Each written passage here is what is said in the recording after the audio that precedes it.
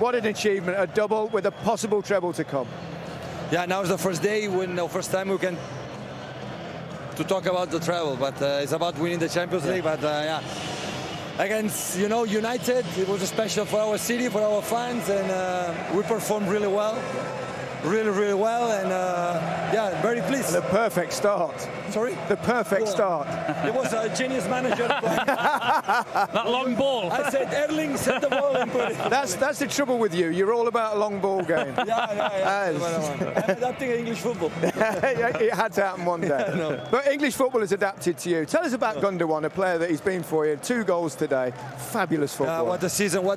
Chigi was together the first time when we arrived here in Manchester. The skills is there, but the special mentality. When you have a lot of players like they play these type of games, like a friendly game, and they handle the pressure like, okay, let's have fun. You are becoming a good team. Otherwise, you cannot do it. So. And he will take all the headlines, and rightly so, for the spectacular goal and maybe not so spectacular second one. But what about John Stones as well in the role that you've asked him to do? How easy has he found that? Oh, incredible. How he's playing lately, and he gave us opportunity to play in this certain way. Without him, it will be more difficult. And again, all of us, all the guys, they were amazing. What did you have to come with Manchester United today? What was the key for you to winning this game? Well, they follow man-to-man, so tight. And we didn't expect the defense to narrow the wingers. And the first half, just 1 or 2 or 3 times, like Akanji could attack. In the half time, we say we have to make the build-up from outside and instead inside. And of course, after the second goal, they were jam more, they were more open, and we can find more spaces. But in general, 90 minutes was good. I really want to ask you about John Stones, because the transformation, the way you've put him into this system, how do you go about changing a player into a different kind of footballer? No, it's just to be in the position and pass the ball, no more than that. And John has the quality to do it, but sometimes the central defender arrives in the final third, to make a crosses. Sometimes it's difficult to do it. Before we did it with the fullbacks, and now sometimes with John. It has to be more passes, more control. There's a reason why, no more than that. I love how you keep it reinventing the game of football in many ways. Pep, you're very happy. Sorry? Are you happy? He's very happy. Mike he's been singing with the crowd. He's annoyingly happy. Can you take him away from us? Take him in the dressing room away from us. Oh, yeah. Pep, so you got 2 down now, right? And you got the 3rd one next Saturday. What's in next week going to look for you? What are you going to go through? What are the players going to go through? Now, tomorrow, after tomorrow, day off, 2 days off. The players have recovery for themselves. They go, and you have 3-4 training sessions to prepare Inter de Milan. And when are you going? When are you leaving for Istanbul? Thursday after training in the morning. Pep, at the end of the game, at the end of the match here today, when you win, we've got some pictures of you. Were quite emotional, a few tears. It means a lot, clearly. A lot. So much. It was so important for us today. For the final and everything. FA Cup is so nice. And, is it also, I mean, you sort of suggested it anyway, but the fact it is the local rival, a little bit, it means so much to the fans, doesn't it? A little bit. For our fans, of course. I'm a Barcelona fan, so now I will love this club for the rest of my life, but I was not born as a City fan. And but I can understand. It's like a play FA Cup against Real Madrid, so will be special. And I know for them today, we give them I think a good gift to enjoy with our neighbours. Well, thank you for enjoying the victory with us. We really do appreciate it, Pep. As always, muchas gracias. Awesome. Congratulations. Have a good night. Thank you, guys. We talked about John Stones there, obviously, with Pep. Let's have a look at his performance, because, blimey, midfield dynamo in many ways. I mean, he looks so comfortable on the ball, not only in forward positions and setting his team off. So he's the one on the ball and he's the trigger. You can see players running off him when he's getting the ball in pressurised situations. I mean, just watch this, where he actually goes up the step over here because of his vision. He knows exactly where not only his players are, but more importantly where the Man United players are in terms of closing him down. But also defensively, what he offered you, the number of times he got back and was that last-ditch tackle or reading the game just to get in there before someone else did. It really was such an impressive performance from him. It really was. He's actually 20 yards over his shoulder, and we can get him in. We'll get the boys in. Get them in. We'll forget his analysis. We'll forget his analysis for a minute, because we're being joined now by Jack Grealish and John Stones. We just did an analysis on you, John. You were I don't know whether you can hear me from over there, but Yeah, what I an can hear. amazing performance from yourself. We've just talked about you, one of the stars of the day. Oh, Congratulations. thank you. Yeah, no, we worked on it all week. And obviously over the past few months within that role and my responsibilities. Have you found it as easy as you've made it look? No. It looks easy, by the way. No, it's definitely not. What's the challenges? I've really enjoyed the understanding when I can receive a ball, the timing, my body shape. I feel like the players that played in there, they've just naturally got that kind of 360 vision. They know what's behind them. I've not got that, so my body shape, receiving the ball. I've honestly enjoyed learning everything about it, and it's given me a new dimension. I was saying to Meeks the other week about respecting when I don't play in that position, when someone is, and knowing when to give them a ball and little things like that. And then, it obviously makes it better when it's like today. Now the next thing you have to add is now goal scoring. Absolutely. Jack, many congratulations. Like John, really, you've both had absolutely brilliant seasons. Having had, one or two struggles before, you must be chuffed. Yeah, I just said to John over there, didn't I? I just said to John over there, I said, you was a disgrace today. And he looked at me, I think he thought that I was saying he was bad. I was like, no, you were unbelievable. Yeah, that's the thing with you youngsters now. You never know what language you say. You say sick means really good and stuff like that. Sauce. He had plenty of sauce. I thought I was average today. I was blowing, I've only trained. What about the penalty decision, the handball? I mean, we were so angry for you. We were with you in terms of there's no way you can get away from that. It is a natural position, isn't it? Do you know what though? Like, I can understand if, say, you're Wan-Bissaka and I'm standing here and I'm looking at you. Do you know what I mean? And then I can do some, but I'm not even facing him. So I was like, how?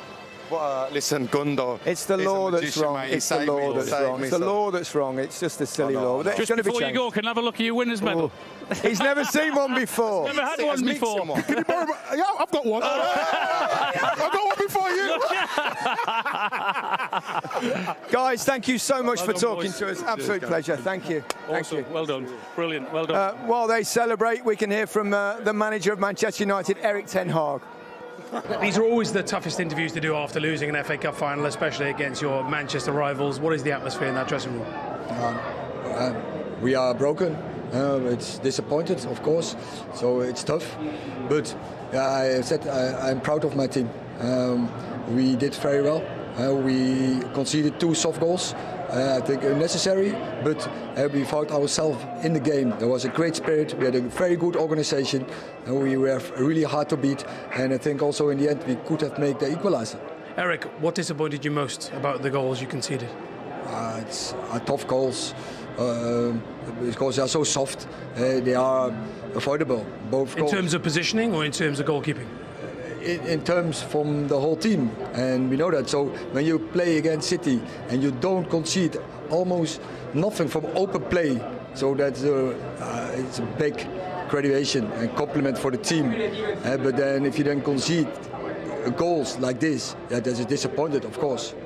You must be very proud of your players, the way that they dug in, especially when you conceded so early on, Erik.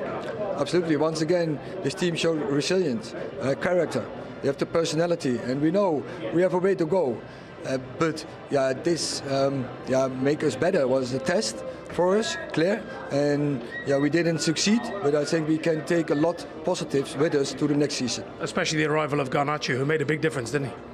Yeah, you see, when he come in, he has an impact. But also others, but he makes an impact, and he had very good actions. Was a good shot also.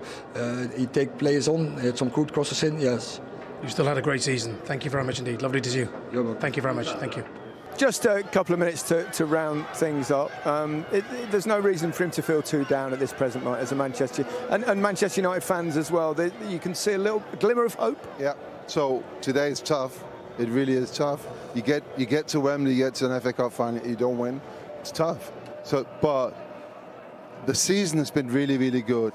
The expectations before the beginning of the season and the first 2 games of the season didn't promise a trophy, and then third place in the Premier League, and of course Champions League participation next year, which is important in the transfer window that comes up now that we can sign better players.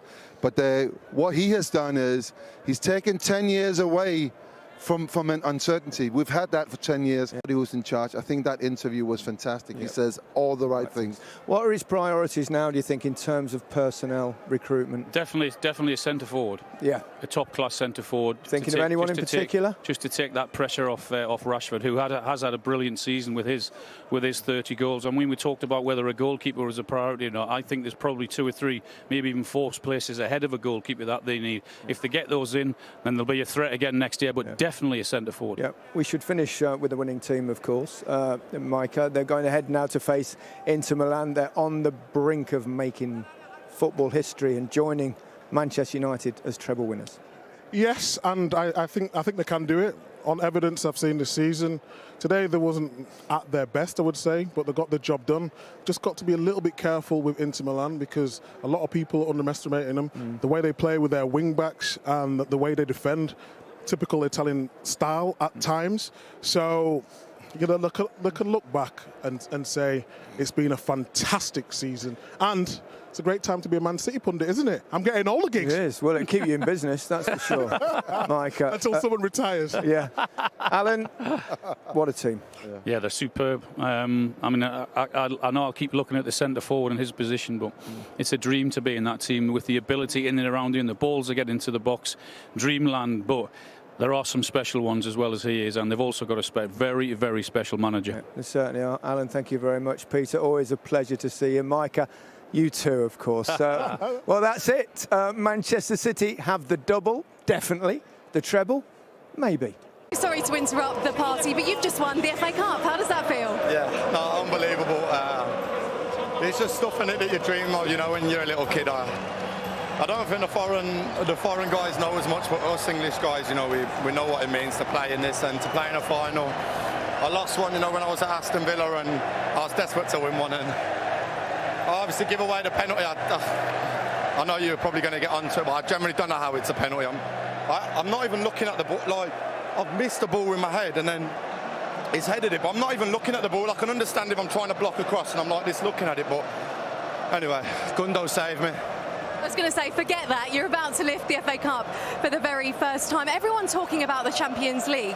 Does this just show this is a group of winners? You don't care what final it is, you want to win. No, exactly. I think the best thing about this team is we have a mix of everything, you know. We have like, obviously everyone's confident, but we have like the older lads more experience, we have younger lads, and we have so much belief in ourselves and so much confidence, and I think it shows out there today. But I'm sure, you know, we'll have a good night tonight, and then straight back on it tomorrow and Monday for a massive game next week. I was going to say, I know you like to enjoy the celebrations usually. How much do you think you're going to be allowed to tonight? Yeah, of course I am.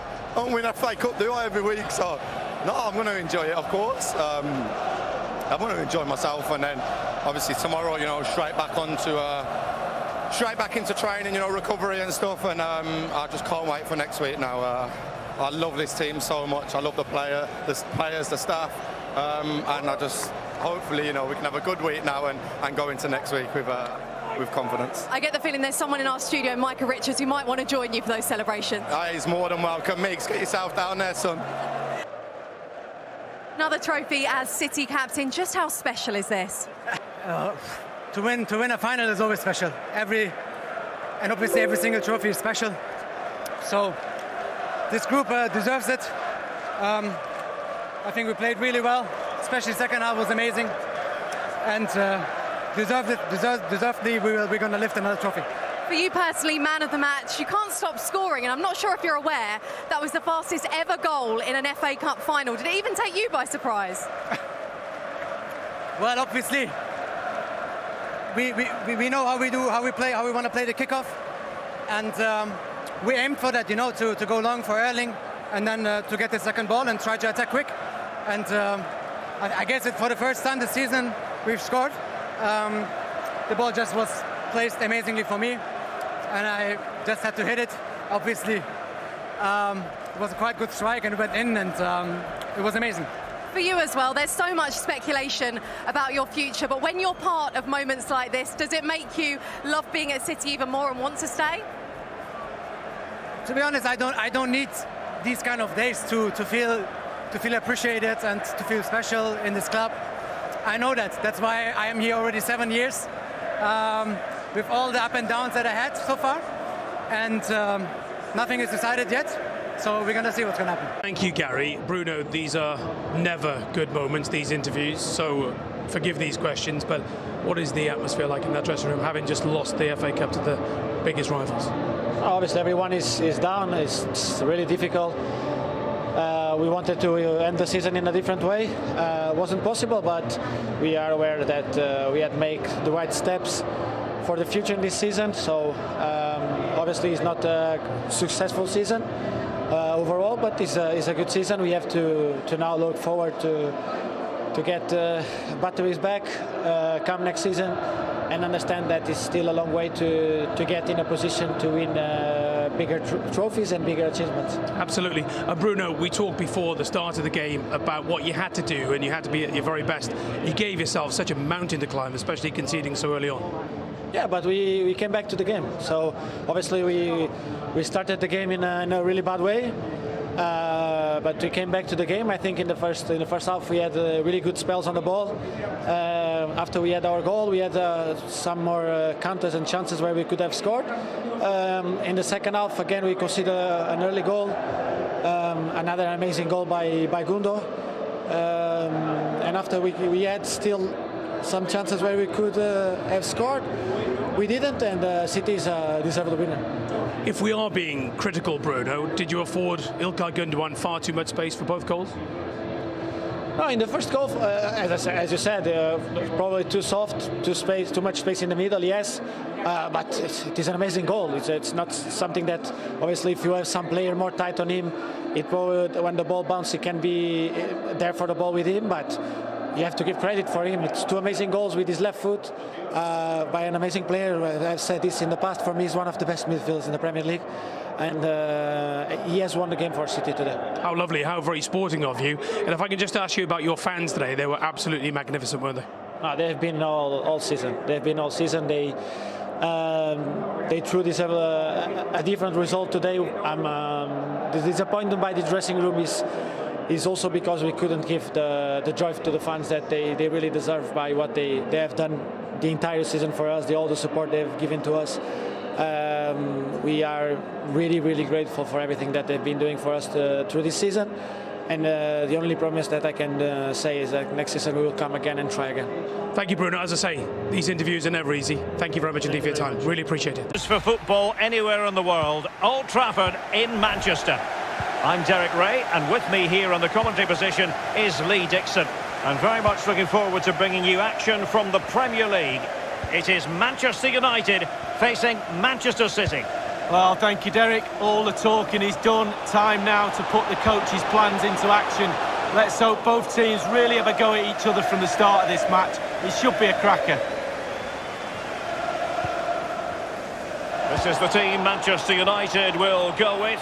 Harry Maguire plays alongside Victor Lindelöf in central defence, and handed the task of playing up front today, Edinson Cavani. Well, it looked highly promising, but they got nothing out of it. And here's the Manchester City lineup. Riyad Mahrez plays with Raheem Sterling out wide, and the main forward is Gabriel Jesus. Gündoğan. Well, there are many who regard Bruno Fernandes as the complete footballer. Lee, what do you think we'll see from him today? Well, virtually everything. Quick feet, quick mind, sees the pass before anybody else. So difficult to stop a player like that. Given away by İlkay Gündoğan. Oh, terrific pass. And Cavani's in. It has to be, surely. And a goal to open the scoring. A very bright start to this one.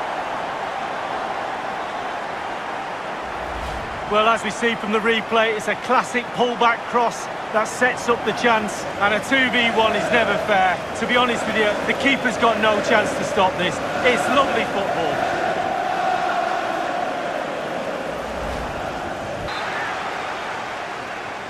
They favoured a short one here.